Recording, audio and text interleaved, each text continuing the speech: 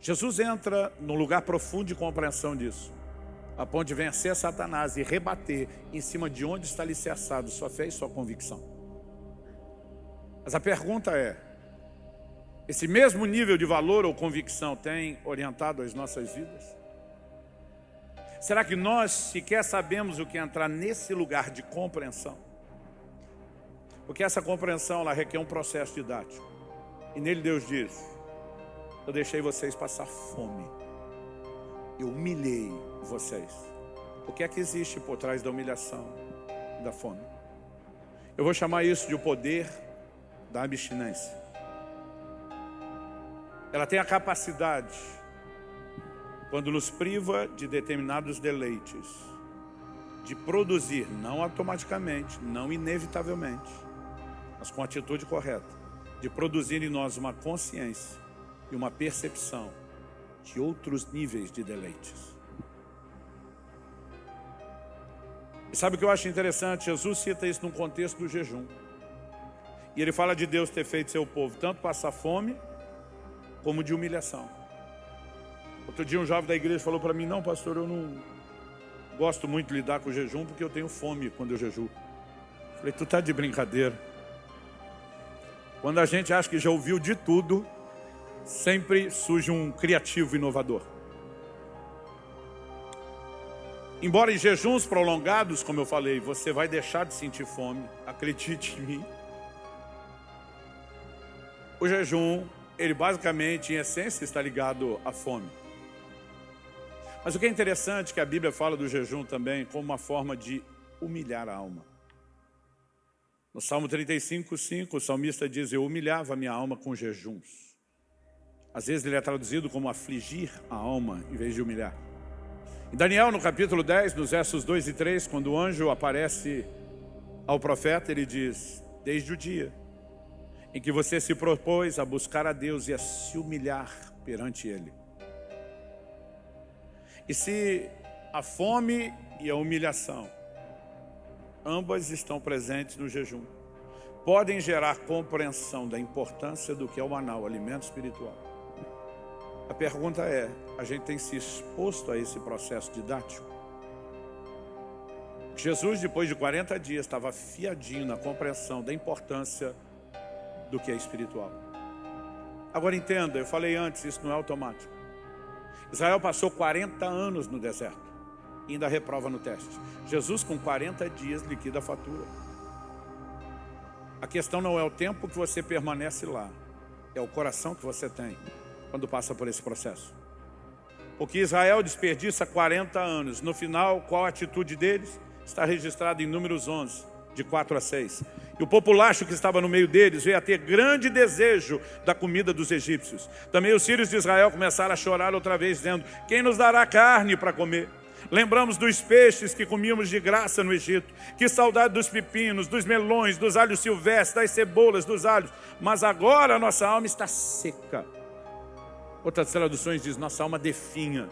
E a reclamação deles é, e não vemos nada a não ser esse maná. Ó, preste atenção, Deus humilhou vocês passar fome, para que eles entendessem a importância do maná. Depois de toda humilhação e fome, e nós só temos a porcaria desse maná. Significa que o resultado não é automático, a menos que haja um coração aberto e receptivo. Quando eu falo do poder da abstinência, nós precisamos reconhecer, gente, que a igreja tem jogado fora a prática do jejum. De todas as disciplinas espirituais, na minha opinião, ela é hoje em dia a mais negligenciada. Provavelmente por ser a menos entendida. Os crentes não estão jejuando. No início do ano eu fiz uma pesquisa, uma enquete nas redes sociais. Eu creio que a amostragem estatística foi boa, quase 30 mil respostas eu tive. Isso é maior do que a grande maioria, se não absoluta, de todas as pesquisas de intenção de voto que você já viu. O poder de representatividade estava bem coberto ali. A minha primeira pergunta, quem já fez, pelo menos uma vez na vida, um jejum de 24 horas? Eu não estava perguntando sobre regularidade, sobre frequência, sobre prática contínua, tipo, já rolou uma vezinha na vida? Isso é quase como que a gente querendo medir a vida de oração das pessoas e fazer a pergunta: quem já orou uma vez na vida?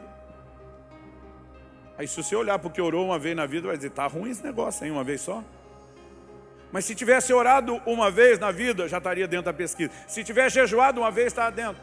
Para minha surpresa, 59 ponto, alguma coisa por cento, que eu não me lembro mais o ponto quanto, quase 60%, responderam nunca terem feito um jejum sequer de 24 horas.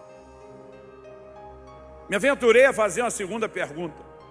Quem já fez de 3 a 7 dias? Não explicitei que tinha que ser só na água ou interrupto. Apenas 14% sinalizou ter tido alguma experiência com jejuns de 3 a 7 dias. 86% estava fora. E eu não tive coragem de perguntar mais nada. Chocado com aquilo, fui conversar com um grupo de pastores e líderes, muitos deles mais novos do que eu, dizendo: gente, o povo não está jejuando não. E quando eu comuniquei o resultado da minha pesquisa, um deles olhou para mim e falou: pastor, com todo respeito, normalmente quando alguém usa essa expressão, ele vai chegar no limite da falta de respeito.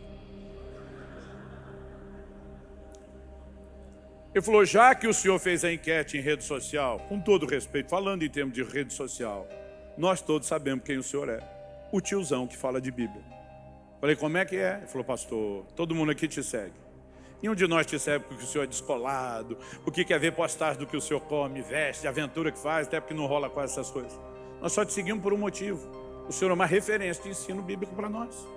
Eu falei: onde é que você quer chegar com isso? Ele falou: pastor, onde eu quero chegar com isso? Que seu público é seleto. Todo aquele povo que te segue provavelmente tem o mesmo motivo que a gente, a grande maioria. Então o público que respondeu a sua enquete é seleto, é de crente interessado pelas coisas espirituais. Falei: onde você quer chegar com isso? Ele falou: pastor, se a gente fizer uma enquete para o nosso povo, vai estar pior do que o seu. De imaginar que ele pudesse ter algum grau de razão e que aquilo tudo não fosse exagerado, eu fiquei ainda mais temeroso.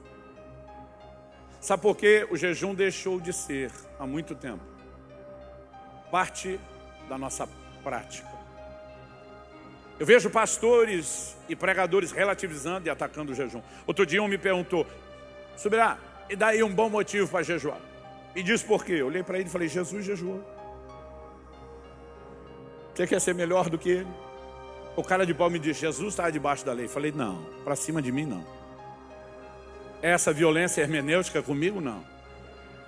Falei: na hora de explicar a graça, e diz: a lei foi dada por intermédio de Moisés, a graça por Jesus. Mas aí quando nós vamos usar algo que Jesus fez e ensinou, você bota Jesus debaixo da lei. Como se ele tivesse vindo ensinar o judeu a ser um bom praticante da lei de Moisés. Ele dizia: ouviste o que foi dito aos antigos? Eu, porém, vos digo. E ele claramente sinalizou que veio trazer outra lei: o novo mandamento vos dou. Ele diz: façam discípulos das nações. Estava falando de gentios, não de judeus. Ensine eles a guardar o que eu vos tenho ordenado. Entre elas, Mateus 6,16. Quando jejuardes? Ele nunca disse se jejuardes. O jejum não foi colocado como uma possibilidade. Ele estabeleceu que esperava isso de nós. Quando vocês fizerem, não façam do jeito que a turma que está fazendo errado faz. Faz do jeito certo.